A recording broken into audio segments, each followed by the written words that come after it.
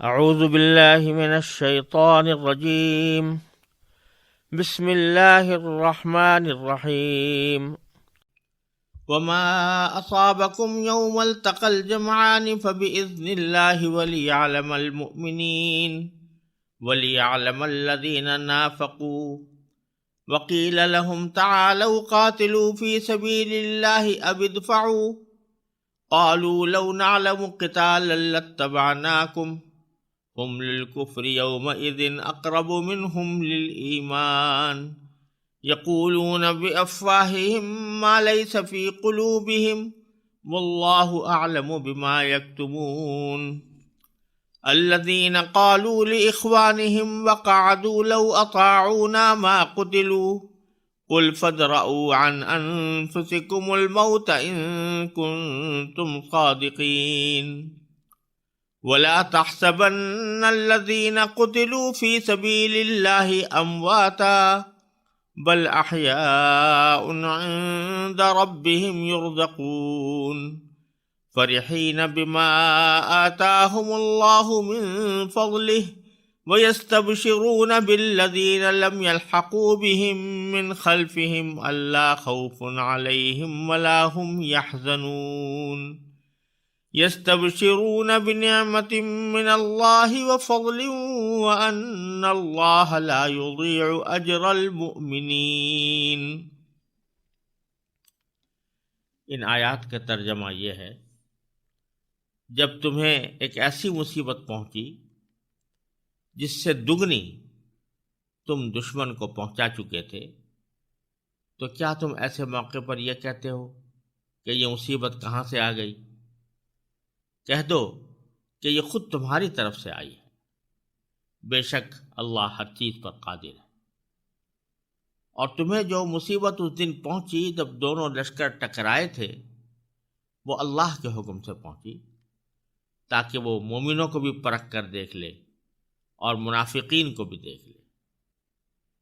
اور ان منافقوں سے کہا گیا تھا کہ آؤ اللہ کے راستے میں جنگ کرو یا دفاع کرو، تو انہوں نے کہا تھا کہ اگر ہم دیکھتے کہ جنگ کی طرح جنگ ہوگی تو ہم ضرور آپ کے پیچھے چلتے۔ اس دن جب وہ یہ بات کہہ رہے تھے، وہ ایمان کے بنسبت کفر سے زیادہ قریب تھے۔ وہ اپنے منہ سے وہ بات کہتے ہیں جو ان کے دلوں میں نہیں ہوتی، اور جو کچھ یہ چھپاتے ہیں اللہ اسے خوب جانتا ہے۔ یہ وہ لوگ ہیں جو اپنے بھائیوں کے بارے میں، یعنی شہید بھائیوں کے بارے میں بیٹھے بیٹھے یہ باتیں بناتے ہیں کہ اگر وہ ہماری بات مانتے تو قتل نہ ہوتے۔ کہہ دو کہ اگر تم سچے ہو تو خود اپنے آپ ہی سے موت کو ٹال دینا۔ اور اے پیغمبر، جو لوگ اللہ کے راستے میں قتل ہوئے ہیں انہیں ہرگز مردہ نہ سمجھنا، نہ سمجھنا، بلکہ وہ زندہ ہیں، انہیں اپنے رب کے پاس رزق ملتا ہے۔ اللہ نے ان کو اپنے فضل سے جو کچھ دیا ہے وہ اس پر مگن ہے، اور ان کے پیچھے جو لوگ ابھی ان کے ساتھ شہادت میں شامل نہیں ہوئے، ان کے بارے میں اس بات پر بھی خوشی مناتے ہیں کہ جب وہ ان سے آ کر ملیں گے تو نہ ان پر کوئی خوف ہوگا اور نہ وہ غمگین ہوں گے۔ وہ اللہ کی نعمت اور فضل پر بھی خوشی مناتے ہیں، اور اس بات پر بھی کہ اللہ مومنوں کا اجر ضائع نہیں کرتا۔ ان آیات میں بھی غزوہ احد کے واقعات کے اوپر تبصرہ جاری ہے، اور اس کا پس منظر یہ ہے کہ مسلمانوں کو غزوہ احد کے موقع پر جو شکست اٹھانی پڑی، جو تکلیفیں پہنچیں، تو اس موقع پر بعض حضرات کی زبان پر یہ بھی آیا کہ یہ مصیبت ہم پر کہاں سے آ پڑی، جبکہ ہم رسول اللہ صلی اللہ علیہ وسلم کے ساتھ جہاد میں شریک ہیں۔ اس آیت میں، پہلی آیت میں اول تو یہ بات یاد دلائی ہے کہ جتنی مصیبت تم پر آج پڑی ہے تم اس سے دگنی اپنے مخالف دشمن پر اس سے پہلے غزوہ بدر میں پہنچا چکے ہو، کیونکہ غزوہ احد میں 70 مسلمان شہید ہوئے تھے، اور غزوہ بدر کے موقع پر مشرکین کے 70 سردار مارے گئے تھے اور 70 گرفتار ہو کر مسلمانوں کے قبضے میں آئے تھے۔ تو بتلانے کا منظور ہے کہ غزوہ احد کے موقع پر بے شک 70 صحابہ کرام شہید ضرور ہوئے، لیکن کوئی مسلمان کافروں کے ہاتھ گرفتار نہیں ہوا، جبکہ غزوہ بدر کے اندر 70 سردار گرفتار بھی ہوئے تھے۔ تو تم بدر کے موقع پر اس سے دگنی تکلیف مشرکون کو پہنچا چکے ہو جتنی اس مرتبہ انہوں نے تمہیں پہنچائی ہے۔ اس بات کو یاد دلانے سے ایک تو یہ مقصد ہے کہ مسلمانوں کو اپنی موجودہ تکلیف اور پریشانی کا احساس گھٹ جائے کہ جس شخص کی دگنی جیت ہو چکی ہو، اگر ایک دفعہ آدھی مرتبہ وہ شکست بھی ہو جائے تو زیادہ غم بھی نہ ہونا چاہیے اور تعجب بھی نہ ہونا چاہیے۔ تو پہلے فرمایا اولما اصابتکم مصیبت، اور کیا جب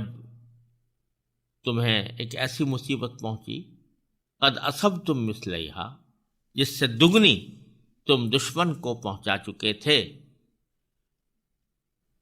قلتم، تو کیا ایسے موقع پر یہ کہتے ہو کہ ان ھذا، یہ مصیبت کہاں سے آ گئی؟ ایک تو اشارہ اس طرف کر دیا کہ تمہیں اس مرتبہ جو تکلیف پہنچی ہے اس سے دگنی تم پہلے پہنچا چکے ہو۔ پھر آگے فرمایا کہ یہ مصیبت خود تمہاری طرف سے آئی ہے۔ قل ھو من عند انفسکم، کہہ دو کہ یہ خود تمہاری طرف سے آئی ہے۔ ان اللہ علی کل شیء قدیر، اللہ تعالیٰ ہر چیز پر قادر ہے۔ اشارہ اس طرف ہے کہ اس شکست کا جو براہ راست سبب بنا وہ تو خود تمہارا یہ عمل بنا کہ تم نے ٹیلے کو چھوڑ دیا، جہاں پر کہ تیر اندازوں کو رسول اللہ صلی اللہ علیہ وسلم مقرر فرمایا تھا اس کو چھوڑ دیا، تو اس لیے تکلیف تمہاری خود اپنے عمل کی وجہ سے پہنچی۔ یہ اور بات ہے کہ اس میں حکمتیں بہت تھیں،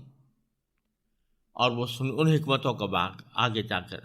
اللہ تعالیٰ نے بیان فرمایا کہ وما اصابکم یوم التقى الجمعان، اور جو مصیبت تمہیں اس دن پہنچی جب دونوں لشکر ٹکرائے تھے فبإذن اللہ، تو وہ اللہ ہی کے حکم سے پہنچی۔ یعنی اگرچہ براہ راست سبب تو تم بنے خود، لیکن بحثت مجموعی کوئی کام اللہ تعالیٰ کے حکم اور اس کی اجازت اور اس کی مشیت کے بغیر نہیں ہوتا، تو یہ اللہ کے مشیت ہی سے ہوا۔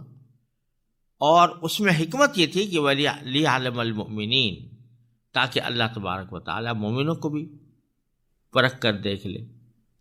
اور وَلِيَعْلَمَ الَّذِينَ نَافَقُوا، اور ان لوگوں کو بھی دیکھ لے جو منافق ہیں، ان کو بھی اچھی طرح پرکھ کر دیکھ لے۔ تو یعنی اس وقت غزوہ احد کے موقع پر مخلص مسلمانوں کا اخلاص واضح ہو گیا